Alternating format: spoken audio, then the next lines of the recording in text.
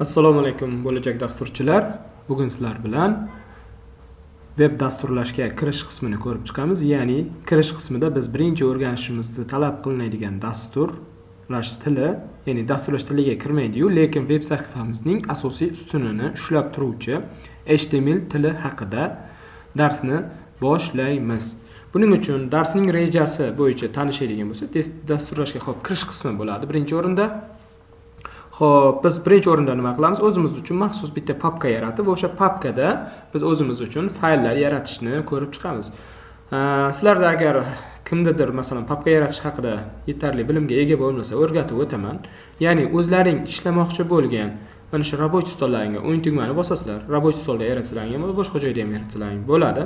Xullas o'yin tugmani bosamiz, sazzatdan papkaga bosamiz. Va o'zlaring uchun maxsus, ya'ni fayllaring ko'payib ketganda tartibga solishlaring uchun обязательно papka, ya'ni alohida papka ochishlaring kerak bo'ladi. Xo'p, yozamiz HTML kursi bo'lganligi uchun HTML Pro kursi deb yozib olamiz. Pro kursi. Xo'p, enterni bosamiz va enterni bosganimizdan so'ng mana bu quyidagi ko'rinishga chiqib keladi. Endi ustiga o'yin tugmani bosamiz. Xo'p, ichida yana papka ochsak bo'ladi yoki yana masalan uni ichiga kirib olsak bo'ladi. Ya'ni ichiga kirish uchun bir xil o'yin tugmadan foydalanadi. O'yin tugmani bosib открыть qilinadi. Yoki mana enterni bossak ham bo'ladi. Xo'p, enterni bosamiz yoki sonchani 2 marta bosamiz. Mana pro kursi ochildi ichi. Xo'p, endi fayl yaratishni ko'rib chiqsak. Ya'ni HTML da kod yozish uchun HTML turidagi fayl yaratishimiz talab qilinadi. Bu narsani yaratish uchun xo'p, nima qilinadi? Xuddiki papkani yaratgandek o'yin tugmani bosamizda, papkaning ichida, mana bu papkaning ichida turibman. O'yin tugmani bosdim. Bu yerdan esa sazzatni topamiz. Sazzatdan xo'p, TextTV dokumentni tanlaymiz. Qaranglar, menda mana bu TextTV dokument yaratildi va undan so'ng nuqta qanaqa formatda ekanligi ham ko'rsatilyapti. TextTV formatda ekanligi ko'rsatilyapti.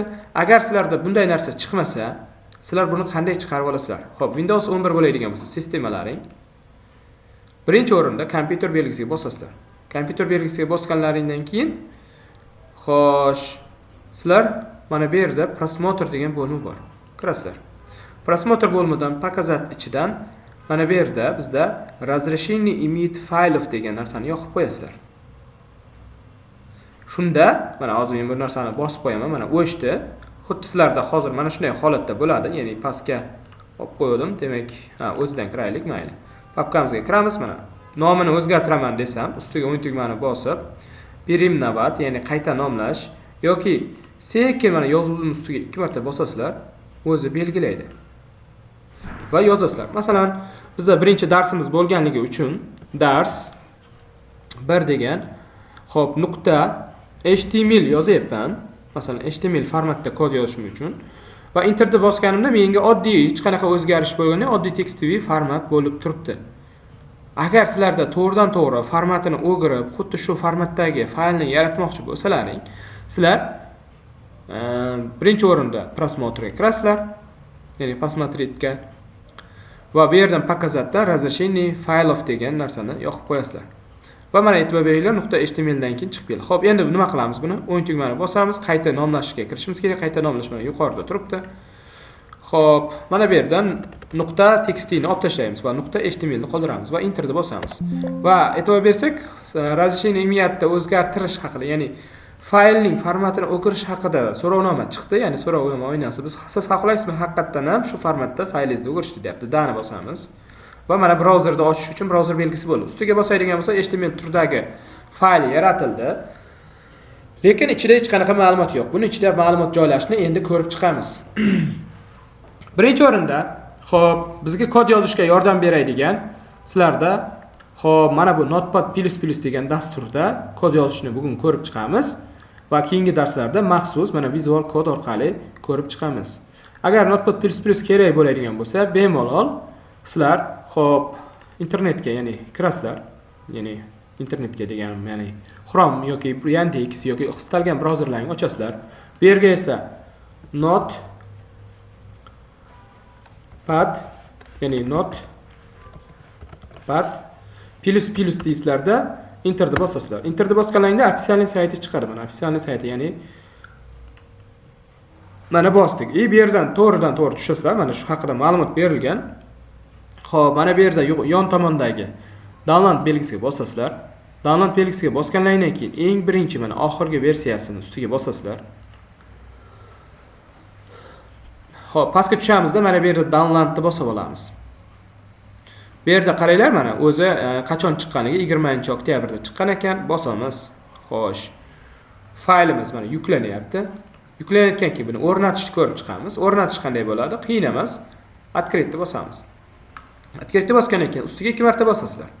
2 marta bosgandan keyin har qanday dasturda o'zini ofitsial saytidan olgan ma'qul, virusi bo'lmaydi. Bir xil so'raydi, Windowsda Play Market bo'ladi. Yo'q, Play Market shart emas, uni ofitsial saytidan o'zi olish kerak.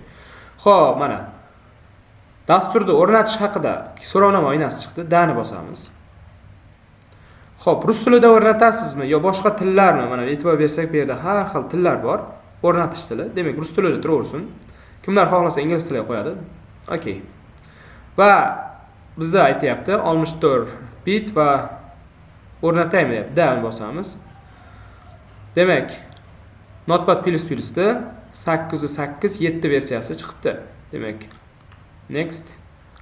Xo'p, ya'ni dale va понимаю degan tugmaga bosib olasizlar. Va qanday nomda o'rnatilishi chiqyapti va daleni bosamiz. Va e'tibor beringlar, mana bu yerda hamma narsa yoqilgan turishi kerak. Va dale. Va oxirgi hamma narsa bo'lgandan keyin, hamma o'zgarishlar, настройкалар tanlab bo'lgandan keyin обязательно рабочий stolga chiqish kerak bo'lsa, mana bu create shortcut on desktop deb yoqib qo'yasizlar va установить bosamiz. Kutamiz. Bu fayl o'rnatilib рабочий stolga chiqib keladi. Va tayyor bo'ldi. Xo'p, запустить Notepad, ya'ni Notepad++ da birdaniga ishga tushiraymi deyapti. Gatovani bosam birdan ishga tushadi. Xo'p, birdan ishga tushsin mayli. Xo'p, ana endi biz mana Notepad+ haqida ma'lumotlar berilyapti. Biz bu narsani boyagi o'zimizning papkamizdagi faylni ochishimiz kerak. Uni qanday qilamiz? Fayl открыть. Yoki mana bu to'g'ridan-to'g'ri mana bu yerda открыть belgisiga bosgan bo'ladi. Yo boya aytganimdek fayl открыть. Mana bu yerdan открыть papka files degan joydan mana bu yerdan kirsak ham bo'ladi. Xo'p, to'g'ridan-to'g'ri kiramiz. Bu yerdan esa demak o'zimizning papkamiz qayerda? Рабочий stol deydi. Рабочий stolga o'tamiz. Xo'p, HTML Pro kursiga kiramiz. Va bu yerdan mana birinchi darsni ochishimiz uchun birinchi darsga bosib olamiz. Bu birdan brauzerda ochib ketyapti, e'tibor beringlar. Shuning uchun xo'sh, oddiy открытdan kirib boramiz. Kiramiz. Xo'sh, рабочий stol, HTML fayl, buni bosamiz va открытni bosamiz. Mana ichida hech narsa yo'q. Bu narsani olib qo'yamiz. Mana e'tibor beringlar, bizda doctab HTML formatda uje saqlangan. Shuning uchun mana bu holatda turibdi. Xo'p, birinchi o'rinda bizda HTML, ya'ni sahifa yaratish uchun birinchi yoziladigan kodimiz sahifaning, ya'ni HTML sahifasini nechinchi versiya HTMLda yozilayotganini e'lon qilishdan boshlaymiz. Buning uchun xo'p, kichik belgisini qo'yamiz va undov belgisini qo'yamiz. Yo yozamiz. Doc type HTML kichkina harflarda yozsak yaxshiroq bo'ladi. HTML va yopamiz. Va eng asosiy hamma ma'lumotlarni o'rab turuvchi HTML sahifasini o'rab turuvchi tagda yozamiz. Buni ham biz ochiluvchi, yopiluvchi taglar, ya'ni katta kichik belgisini ichiga olamiz. Yopiluvchi tag va ochiluvchi taglar haqida hozir gapirib o'taman. HTMLda ikki xil taglar mavjud. Ya'ni ochiluvchi, yopiluvchi taglar, ya'ni juft taglar va tog' taglardan iborat. Demak, barcha sahifa ma'lumotlarini HTML tagining orasiga yozamiz. Hammasi shuning ichiga yozilishi shart. Bo'lmasa xatolik beradi, serverda ma'lumotlarimiz o'qimaydi. Va HTML tagini o'zini ham ikki qismga ajratib bo'lib olamiz. Ya'ni birinchi qismi bosh qismi, ya'ni odamni misol keltiradigan bo'lsa, odamning bosh qismi, miya qismi va tana qismi deb tushunib olsangiz bo'ladi. Xo'p, birinchi o'rinda head bosh qismini yaratib olamiz. Xo'p, bu ham juft tag bo'lganligi uchun yopiluvchi tagini qo'yamiz. Chiqqandan tabni bosyapman, o'zi qo'yib beryapti. Endi head tagining o'zining ichida bizga eng asosiy bo'lgan ikkita tagni yozib olamiz. Masalan, birinchisi meta tag. Meta tag men sizlarga aytganimdek tog' teglar sarasida meta teg ham kiradi. Uning ichida xo'sh biz har xil ya'ni saytimizga kiritgan, yozgan ma'lumotlarimizni, ya'ni har xil belgilari bo'ladi. Belgilarni o'qish uchun meta char set teng uning kodirovkasini, ya'ni kodini yozishimiz kerak.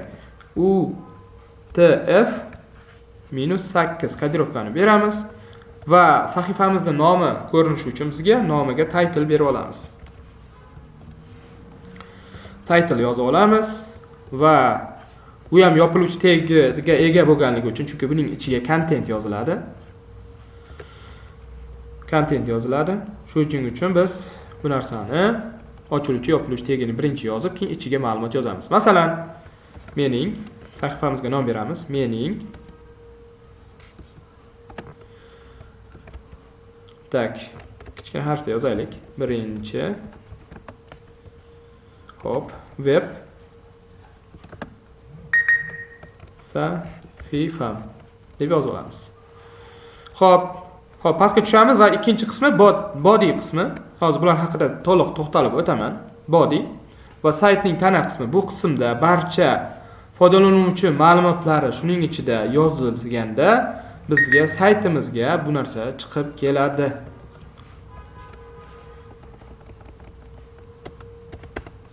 Xo'p, ana endi bizda hozir shu holatda bizda ma'lumotimizni saqlasak, mana saqlanishni bosaydigan bo'lsak va biz bizda mana bu HTML faylimiz qayerda? Рабочий stolda. Xo'p, рабочий stol HTML Pro kursi dars 1 ustiga 2 marta bosganimda to'g'ridan-to'g'ri saytimiz ishga tushdi. Mana e'tibor bering, yuqorida mening birinchi sahifam, web sahifam degan yozuv chiqdi. Mana ko'rib turibmiz, bizda mana bu narsa, mana bu title yuqoriga javob beradi, ya'ni sahifaning nomini chiqaradi. Tana qismida hech qanaqa ma'lumot bizga ko'rinmayapti. Bu ma'lumot ko'rinishi uchun biz body tagining ichida istalgan ma'lumot kiritishimiz kerak. Lekin to'g'ridan-to'g'ri ma'lumot yozadigan bo'lsak va saqlanib bosadigan bo'lsak, masalan, to'g'ridan-to'g'ri ma'lumotni, demak, istalgan bir so'z yozamiz. Masalan, HTML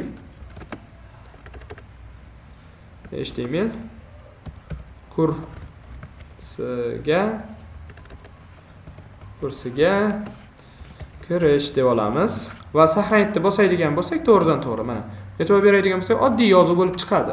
Lekin bizga qalinroq, kattaroq bu sahifaning eng asosiy o'sha ajralmas qismi sarlavhasi bo'lishi uchun biz bu narsani HTML tagining orasiga yozilgan mana body tagining ichida kirityapmiz va undan so'ng H1 tagini kiritamiz. H1 eng katta tag va yopiluvchi tagini esa mana shu so'zning oxiriga joylaymiz. Yopiluvchi tag drop belgisidan qo'yiladi va mana e'tibor beradigan bo'lsak, mana e'tibor beringlar. Juft taglar doimo ichiga content, ya'ni ma'lumot saqlaydi. Shuning uchun juft tag deyiladi va ularning yopiluvchi, ochiluvchisi bo'ladi. Xo'p, saqlanibni bosamiz. Mana agar bizda tog' taglar qanday bo'ladi deydigan bo'lsak, birinchi masalan tog' tagimiz mana tanishdik, meta UTF-8 meta taglar. Xo'p, saytning yaratiluvchisi haqida, ya'ni saytni o'zi, ya'ni kim yaratyapti, muallifi kim, ya'ni kimning o'sha mahsuloti, ya'ni kim yaratgan, shu haqida ma'lumot yozmoqchi bo'lsalar, yana bitta meta tagda namuna kiritilaman sizlarga. Meta tag va o'shaning ichida name ichida xo'p author deb yozamiz. Ya'ni tuzuvchi, shaxsning o'sha tuzuvchi. Author va undan keyin content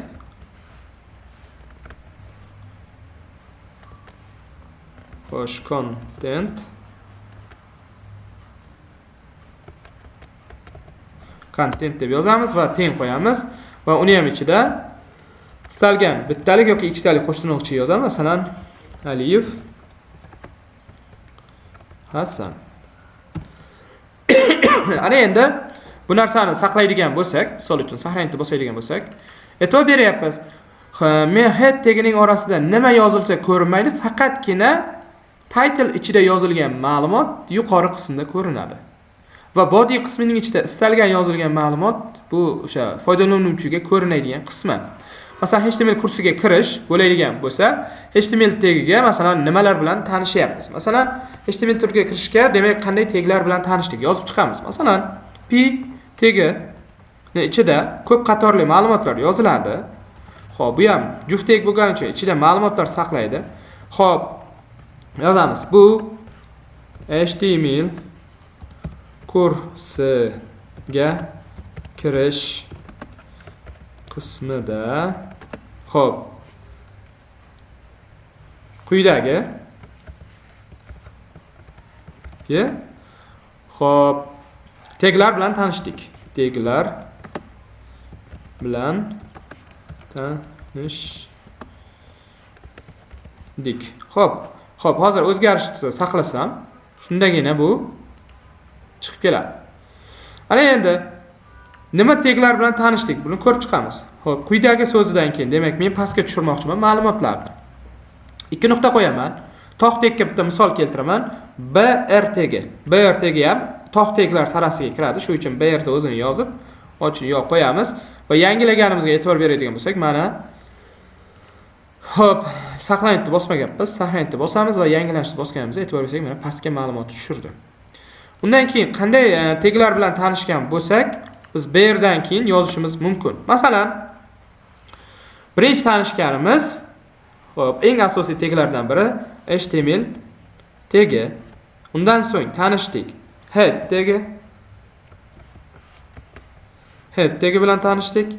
Keyin meta tagi bilan tanishdik. Undan so'ng title tagi bilan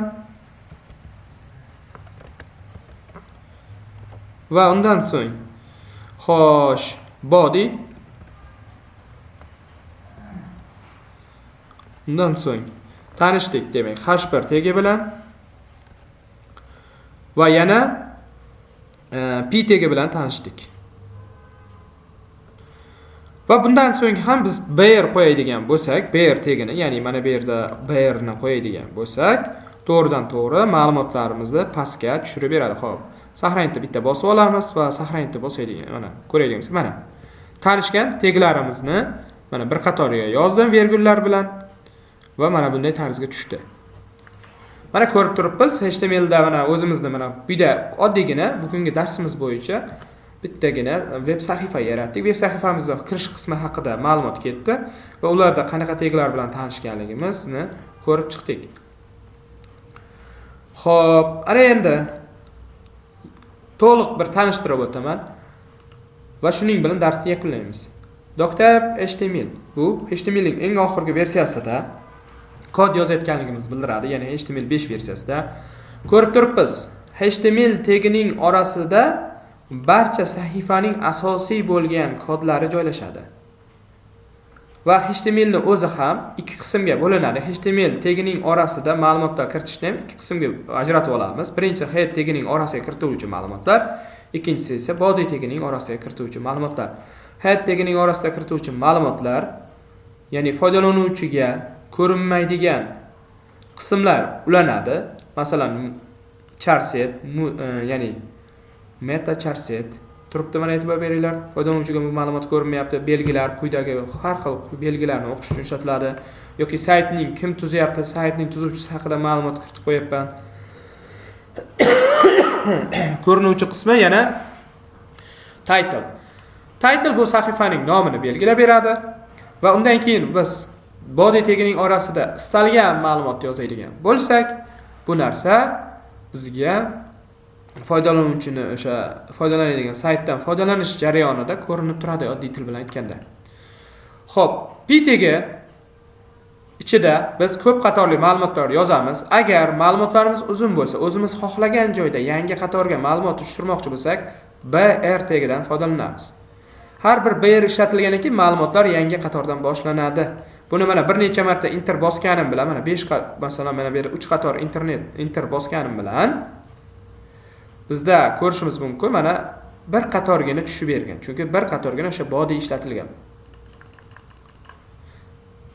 Tushunarli? Shuning bilan darsimiz tamom. Har bir ya'ni saytning oxirida tugovchi qismi bodyning yopilishi va HTMLning yopilishi bilan tugaydi. Bular orasida hech qanaqa tag kod yozilmaydi. Shuning uchun hamma ma'lumot bodyning ichiga ketadi. Xo'p, shuning bilan darsimiz tamom. Keyingi darsga ko'rishguncha xayr.